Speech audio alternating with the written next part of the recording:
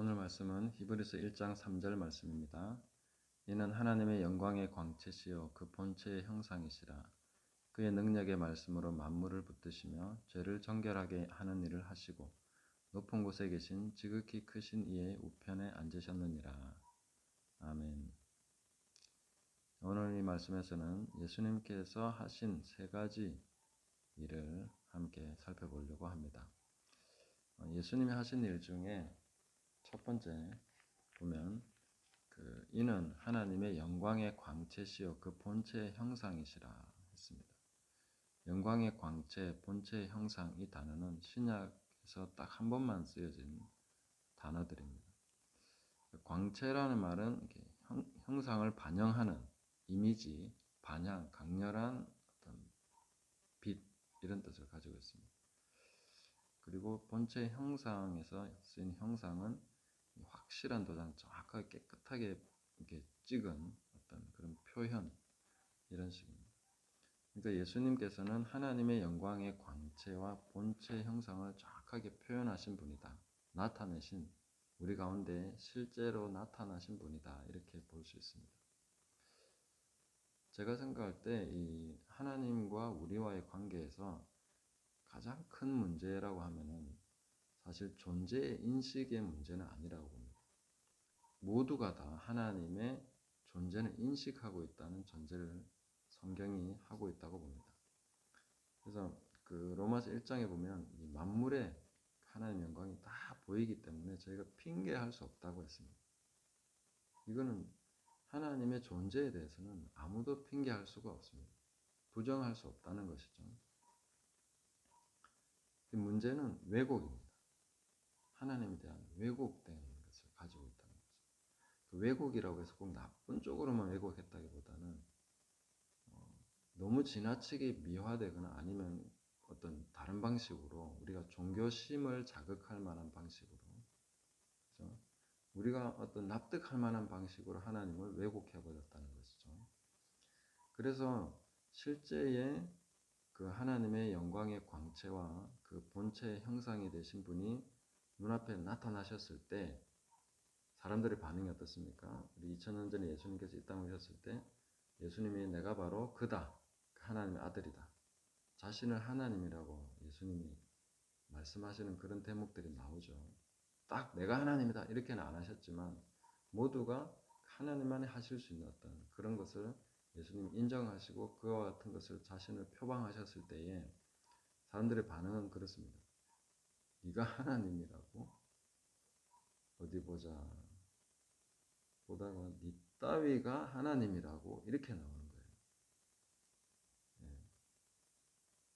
그러니까 예수님, 하나님이 직접 이제 오셔가지고 하나님이라고 했다가 맞아 죽을 뻔했죠. 십자가를 지시기도 전에 맞아 죽을 뻔했다니까요. 하나님이 오셔서 내가 하나님이다 했는데 사람들을 때려 죽이고 싶을 그런 마음이 들었다는 거죠. 그만큼 왜곡되어 있었다는 것입니다. 우리에게도 하나님을 그렇게 왜곡해 놓은 부분들이 굉장히 많다고 볼 수 있습니다. 이것을 올바르게 하기 위해서 우리가 하나님 말씀을 보는 것이죠. 실제로 하나님을 알기 위해서도 보지만 왜곡을 바르게 하기 위해서 하나님이 이런 분이시네. 야곱에게는 이렇게 하셨네. 아브라함과는 이런 관계를 맺으셨네.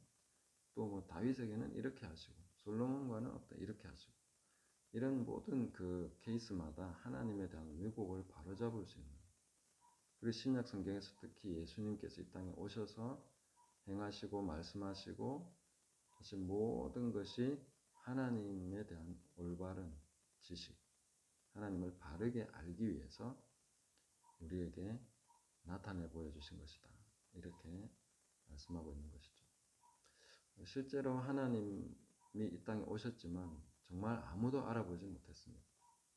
그분이 하나님이시라고 누구도 알아보지 못했는데 마태복음 16장에서 이제 베드로가 최초로 그 고백을 합니다. 주는 그리스도시고 살아계신 하나님의 아들이십니다. 하나님의 아들이란 말이 곧 하나님이란 뜻입니다. 유대인들의 관점으로 그렇습니다. 소가 새끼를 낳으면 송아지고 개가 새끼를 낳으면 강아지죠. 본질이 같다는 거죠. 그 유대인의 관점은 본질적인 관점입니다. 그래서 유대인 입장에서 당신이 하나님의 아들입니다라고 고백하면 그건 하나님이라는 뜻입니다. 사람의 아들은 사람이죠. 본질이 같다는 것입니다. 그 고백을 했을 때에 네가 참 똑똑하구나가 아니라 이를 알게 하면은 혈육이 아니고 하늘에 계신 내 아버지십니다. 계시로서 알게 해주셨다 하는 것입니다. 사실은 하나님에 대해서 올바르게 계시를 받고 올바르게 알고 나서도 하나님을 섬기지 않고 그분을 사랑하지 않을 사람은 아무도 없다고 봅니다. 우리 모두가 가지고 있는 문제고 이것은 끊임없이 예수님을 바라봄으로써 해결해 나가야 됩니다. 우리가 왜 원망이 생깁니까? 왜 쓴뿌리가 생기고 뭔가 불신으로 빠지고 하나님으로부터 멀어집니까? 전부 다 전적으로 오해에서 비롯되는 것입니다. 하나님에 대해서 잘못 알기 때문에 그런 일이 생기는 것이죠. 그래서 이것은 하나님께서 우리에게 계시로서 알려주셔야 됩니다. 누가복음 10장 21절 22절을 제가 읽어드립니다. 그때 예수께서 성령으로 기뻐하시며 이르시되 천지의 주제이신 아버지여 이것을 지혜롭고 슬기 있는 자들에게는 숨기시고 어린 아이들에게는 나타내심을 감사하나이다. 옳소이다. 이렇게 된 것이 아버지의 뜻이니이다. 내 아버지께서 모든 것을 내게 주셨으니 아버지 외에는 아들이 누구인지 아는 자가 없고 아들과 또 아들의 소원대로 계시를 받는 자 외에는 아버지가 누구인지 아는 자가 없나이다 하시고 아버지 외에는 아들이 누군지 아는 자가 없고 또 아들과 아들의 소원대로 계시를 받는 자 외에는 아버지가 누구인지 아는 자가 없나이다 했습니다. 대부분 안다고 생각하죠. 그러나 이것은 계시의 문제입니다. 하나님이 우리에게 밝혀주셔야 되는 것이지 그냥 똑똑하다고 연구 많이 했다고 알 수 있는 게 아니라는 것이죠. 하나님을 바르게 알면 우리는 실족할 일이 없습니다. 하나님으로부터 멀어질 아무런 이유가 없습니다. 저를 포함해서 우리 모두는 그런 안개와 같이 혹은 뭔가 삐뚤어진 빛의 왜곡과 같이 그런 것이 우리에게 상당히 많이 지금도 예수님을 믿고 오래된 이런 시간에서도 그런 것들이 상당히 많다는 것을 인정하고 우리가 하나님을 더 알기를 힘써야 되고 우리 에베소서 1장에 나온 기도처럼 지혜와 계시의 영을 주셔서 하나님을 알게 해주십시오. 이런 기도를 우리가 계속해서 해나가야 된다는 것입니다. 그래서 예수 그리스도를 보내주신 이유는 더 이상 나에 대해서 오해하지 마라. 내가 바로 이 예수 그리스도 그 안에 모든 본체의 형상을 그대로 정확하게 표현했기 때문에 이 아들을 보고 너희는 나를 오해하지 말아라. 아들을 본 자는 곧 아버지를 본 것이다. 나와 아버지는 하나다. 그래서 더 이상 너희는 오해하지 않기 위해서 더 이상 왜곡하지 않기 위해서 이 예수 그리스도를 계속 생각하고 바라보고 그분을 가까이 해라. 그 예수 그리스도를 바라보는 동안에 우리는 낙심하지 않습니다. 예수님을 바라보면서 실망할 수 없습니다. 원망할 수 없습니다. 예수님을 바라보면 하나님을 사랑할 수밖에 없죠. 그분이 바로 하나님의 정확한 표현입니다. 다른 어떤 것보다 오해할 수 없는 명확한. 그래서 세상을 이처럼 사랑하사 독생자를 주셨습니다. 하나님의 사랑은 어떻게 표현합니까? 독생자를 통해서만 정확하게 표현이 될 수 있습니다. 그래서 예수 그리스도를 끊임없이 바라보시고 오늘도 계속 그분께 집중하시면서 살아가시기 바랍니다. 두 번째로 보실 말씀은 그의 능력의 말씀으로 만물을 붙드시며 이렇게 하신 부분입니다. 여기서 능력의 말씀은 레마입니다. 로고스가 아닌 레마고요. 붙드신다는 것은 올바른 위치로 이끈다. 혹은 그 역할을 하도록 뭔가 정확하게 가져온다. 그런 결과물을 내도록 한다. 어떤 그런 뜻이 되는 말씀입니다. 그래서 이 하나님께서 지금도 전 모든 세상을, 온 우주를 그의 능력의 말씀으로 지금 붙들고 계신다. 통치하고 계시고 자신들의 역할을 하도록 그 본질을 이끌어내고 계시는 그런 역할을 하고 계신다는 거죠.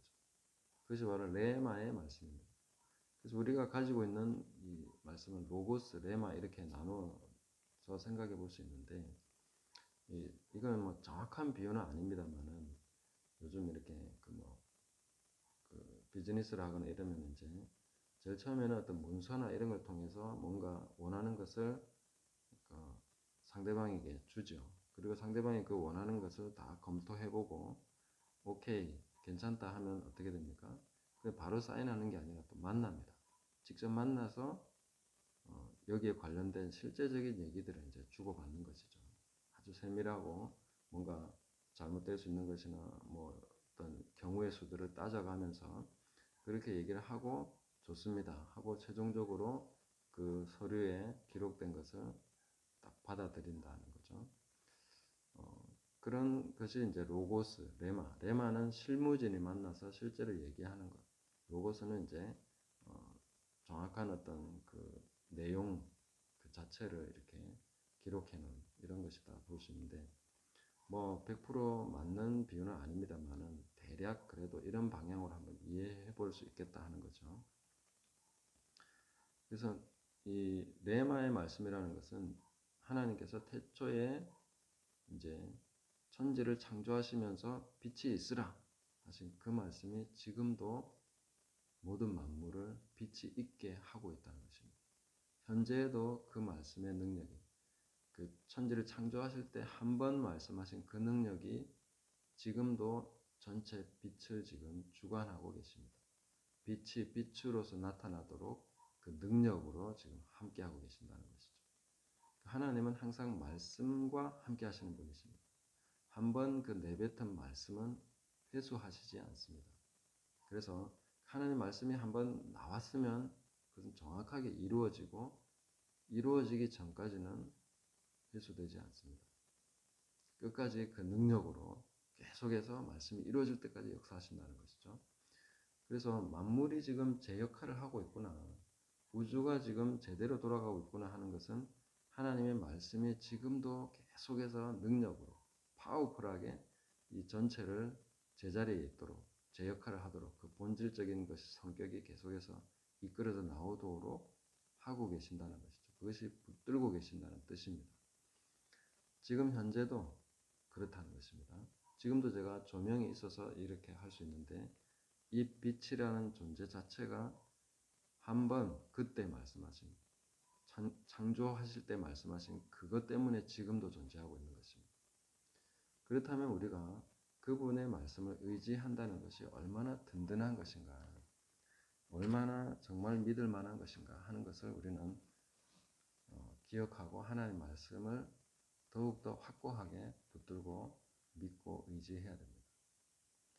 그 말씀이 어떻게 뭔가를 이루시는가 하는 것은 좀 더 자연적인 표현은 이사야 55장 말씀에 있습니다. 10절을 보시면 이는 비와 눈이 하늘로부터 내려서 그리로 되돌아가지 아니하고 땅을 적셔서 소출이 나게 하며 싹이 나게 하며 파종하는 자에게는 종자를 주며 먹는 자에게는 양식을 줌과 같이 내 입에서 나가는 말도 이와 같이 헛되이 내게로 되돌아오지 아니하고 나의 기뻐하는 뜻을 이루며 내가 보낸 일에 형통함이니라.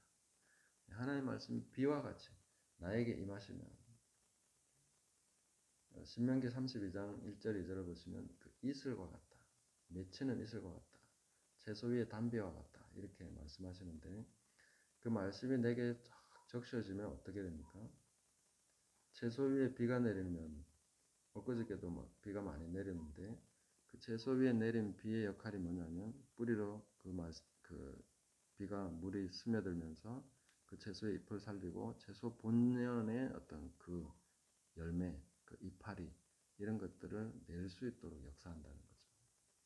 하나님의 말씀이 내게 들어오면 그 말씀을 내가 묵상하고 그분의 말씀을 받아들이고 그분의 말씀을 의지하고 믿으면 거기서부터 내 영이 내 모든 것을 하나님께서 살리시고 내가 가장 나답게 내가 하나님의 목적과 그 사명을 또 그 하나님께서 원하시는 것을 나타낼 수 있도록 나를 지으신 하나님께서 원래 나의 본질적으로 하기를 원하시는 그 본성과 가장 최상의 아름다운 것들이 나타나기 시작하는 것이죠. 그래서 우리가 하나님 말씀을 계속해서 받아들이고 묵상하고 그렇게 하는 것입니다. 오늘도 이 말씀을 우리가 듣고 있는 것은 그 말씀이 내 안에 들어오시면 그 말씀이 내 모든 그 본질, 가장 아름답고 최상의 것을 하나님께서 원래 나에게 주신 것이 살아나서 그 일을 할 수 있도록 말씀으로 역사하실 것이기 때문입니다. 하나님의 말씀은 능력입니다. 그것은 지금도 생생하게 모든 만물 가운데 그 본질을 이끌어내는 그 능력의 말씀으로 지금도 역사하고 계십니다. 그래서 이 말씀 믿으시고 의지하시고 그 말씀의 본체로 오신 그 예수님을 끊임없이 묵상하시면 좋겠습니다. 그 다음에 세 번째로는 죄를 정결하게 하는 일을 하시고 높은 곳에 계신 지극히 크신 이의 우편에 앉으셨느니라 이렇게 말씀하십니다. 자, 죄를 정결하게 하셨다 하는 것은 죄를 완전히 도말이라는 걸 없애버리셨다는 거죠. 그 깊은 바다에 던지셨다는 것이죠. 다시는 보이지 않게 하셨다는 것입니다. 자, 그러면 보통 이렇게 또 질문하죠. 그럼 이 세상에 만연한 죄는 뭡니까? 예수님이 이 세상의 모든 죄를 다 지고 가셨다면 우리가 경험하는 이 죄들은 뭐냐는 거죠. 자, 우리가 그 강 건너에 불을 보면서 저 집이 타고 있는데 저거 어떻게 해야 되냐? 그거 생각하기 전에 자기 집이 타고 있는 것을 먼저 꺼야 되겠죠. 그래서 이 죄에 대해서 고민하고 뭔가 질문하려고 하면은 자기 속에 있는 것부터 집중하시는 게 바람직합니다. 거기서부터 시작해서 바깥으로 이해해 나가면 죄를 정결케 하셨다는 것에 대해서 우리가 확실하게 경험하고 이해하고 깨달아갈 수가 있습니다. 그러면 지금 우리가 너 어제도 죄를 지었고 계속 죄 짓고 있는데 그건 뭐냐는 거죠.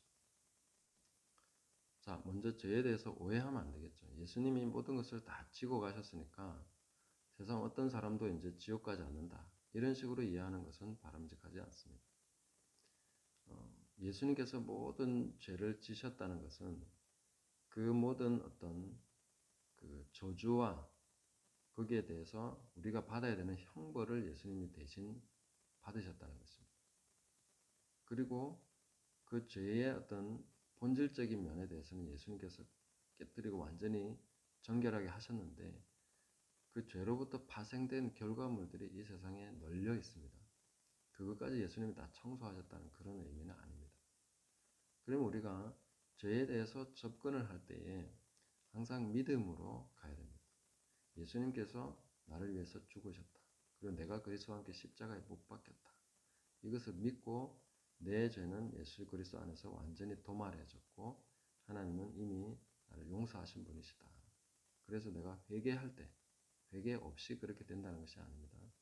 회개할 때에 나는 완전히 깨끗함에 대해서 정죄함을 받지 않는다는 것을 분명하게 믿고 그 정죄감을 버리고 하나님 앞에서 기쁨으로 그 용서를 받아들이고 그 안에서 거하게 될 때 죄가 없다는 것은 경험되는 사실입니다. 그때부터는 경험이 되는 것입니다.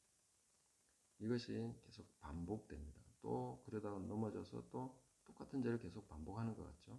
그렇지만 내가 정죄함이 없이 성령을 의지하고 하나님을 사랑하고 예수 그리스도 안에 거하면서 계속 그렇게 살아가면 죄가 없다는 것은 경험되는 것입니다.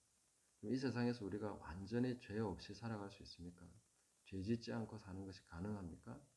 예, 가능하죠. 그것은 예수님께서 먼저 보여주신 것입니다. 예수님은 우리가 똑같이 육신을 입으시고 모든 시험을 다 받으셨지만 죄는 없으시다. 우리가 받는 유혹을 다 받으셨지만 예수님은 넘어지지 않으셨습니다. 그 예수님을 따라가는 자, 예수 그리스도 안에 있는 자, 예수님께서 우리 안에 거하시고 그런 사람은 끝끝내 마침내 이 땅에서도 죄 없이 살아갈 수 있다. 그렇게 믿고 가야 되는 것이죠. 네. 자, 그러면 저를 한번 예를 든다면 굉장히 두려운 마음입니다만은 그러나 제가 예를 들어서 1년 전과 지금 비교한다면 훨씬 많이 죄 없이 살아가고 있습니다. 죄 짓지 않고 살아가고 있습니다. 예. 한 달 전과 지금 훨씬 많이 죄 짓지 않고 살아가고 있습니다. 그리스도 안에서 우리가 갈 때에 정죄함이 없다는 것을 제가 받아들이고 나를 정죄하지 않고 다른 사람을 정죄하지 않고 그 부분에서 계속 집중하면서 예수님 안에서 연습하고 하는 결과로서 저는 이전보다 엄청나게 많이 죄를 안 짓고 살아가고 있습니다. 제가 이렇게 말했기 때문에 또 마귀가 엄청난 공격을 하리라는 것을 제가 알고 있지만 말씀을 전하면서 함께 제가 담대하게 선포하는 것입니다. 자, 우리가 그리스도 안에서 살아가고 정죄함 없이 그 믿음 안에서 걸어간다면 죄가 없어졌다. 그리고 내가 죄를 짓지 않을 수 있다는 것에 대해서는 점점 더 경험되는 현실로서 나타나는 것입니다. 그래서 예수님께서는 죄를 정결하게 하는 일을 하시고 높은 곳에 계신 지극히 크신 이의 우편에 앉으셨느니라. 그 성경은 바로 그리스도와 함께 내가 보좌 우편에 앉아 있다라고 그렇게 말씀하고 계시죠. 이것은 우리의 정체성입니다. 내 정체성을 어떻게 확인할 수 있습니까? 믿음으로. 믿음으로 받아들여야 됩니다. 보이지 않는 것들의 실체고 보지 못하는 것들의 증거입니다. 바라는 것들의 실상입니다. 믿음으로 접근하고 믿음으로 가야 됩니다. 자꾸 경험으로 이것을 보려고 하니까 이렇게 미혹되는 것이죠. 자꾸만 뭔가 잘못 오해하게 되는 것이죠. 그래서 믿음으로 죄에 대해서 접근하시고 현상, 내가 지금 죄 짓고 있다는 이 사실에 집중할 것이 아니라 그리스도 안에서 나를 용서하시고 죄를 정결하게 하셨다. 이건 완성된 일이다. 그래서 더 이상 나는 정죄함을 받지 않는다. 그것을 기쁨으로 받아들이실 때 생명의 성령의 능력의 법이 능력이 실제적입니다. 그냥 단지 그 위로와 평안과 마음의 문제가 아니라 죄를 짓지 않을 능력이 성령으로부터 나와서 그 죄를 이기게 되는 것입니다. 이 세상에 널려있는 너저분한 죄의 결과물들에 대해서 우리가 오염되지 않고 더 이상 영향받지 않고 계속 믿음으로 정결하고 깨끗하고 성결한 삶을 살아갈 수 있게 되는 것입니다. 계속해서 예수님께 집중하시고 예수 그리스도 안에서 우리가 얻은 것, 이 정죄함이 없는 죄를 완전히 옮기셨기 때문에 더 이상 죄와는 상관없이 내가 살아갈 수 있다는 것을 믿음으로 접근하셔야 됩니다. 그리고 점차로 그것을 경험하시고 승리하시면서 나가기 시작하면 점점 더 죄 없이 살아가는 것이 가능해진다는 것을 확실히 알게 되실 것입니다. 그래서 오늘 우리 예수님께서 하신 이 세 가지 중요한 사실들을 기억하시면서 그 예수님께 더 집중하시고 마음을 들여서 믿음으로 오늘도 기쁨 가운데 성령님과 함께 동행하는 복된 날 되시기를 바랍니다.